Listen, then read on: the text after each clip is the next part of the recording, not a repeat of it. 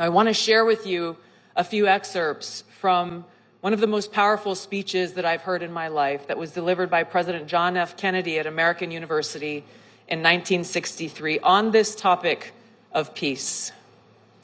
He said, quote, "First, we must examine our attitude toward peace itself. Too many of us think it is impossible. Too many think it is unreal. But that is a dangerous defeatist belief. It leads to the conclusion that war is inevitable, that mankind is doomed, that we are gripped by forces that we cannot control. We need not accept that view. Our problems are man-made, therefore they can be solved by man." President Kennedy goes on to say, "Man's reason and spirit have often solved the seemingly unsolvable, and we believe they can do it again." He says, "I'm not referring to the absolute infinite concept of peace and goodwill of which some fantasies and fanatics dream. Let us focus instead on a more practical and attainable peace, based on a series of concrete actions and effective agreements which are in the interest of all concerned.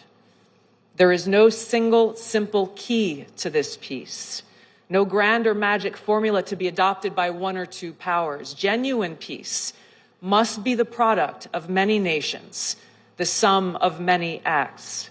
It must be dynamic, not static, changing to meet the challenge of each new generation. With such a peace, there will still be quarrels and conflicting interests, as there are within families and nations. World peace, like community peace, does not require that each man love his neighbor. It requires only that they live together in mutual tolerance, submitting their disputes to a just and peaceful settlement." He closed by saying, "So let us persevere. Peace need not be impracticable, and war need not be inevitable.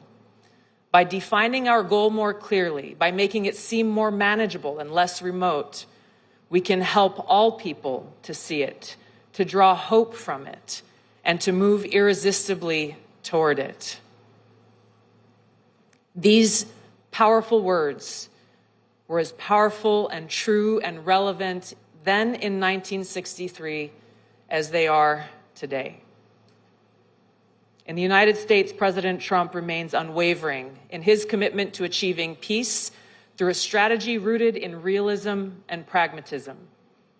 Securing peace through strength, which he speaks of very often, requires strong leadership with a clear-eyed and realistic understanding of the global challenges that exist as well as the opportunities.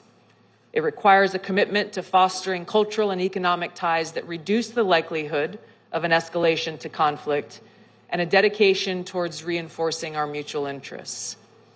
It requires leaders have the courage to engage directly with both friends and adversaries alike, to increase understanding, to resolve differences, and to work to prevent an escalation to conflict.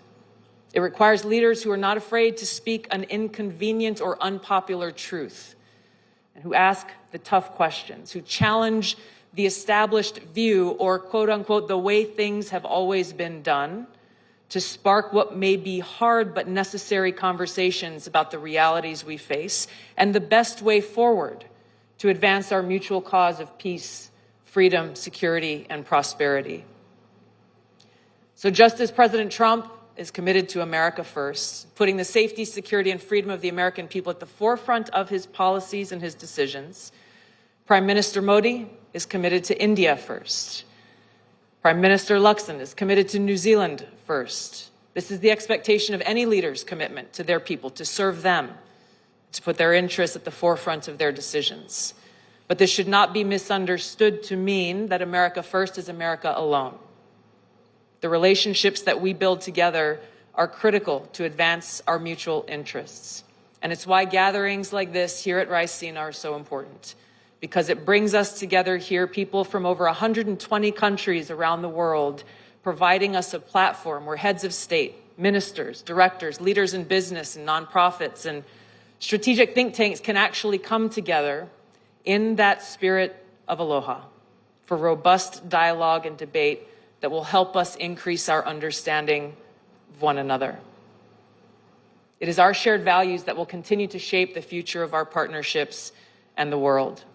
And while we represent our own sovereign nations with unique perspectives and unique interests, by working together honestly, transparently, and strategically, we can ensure a more peaceful, free, secure, and prosperous future for our people and the world.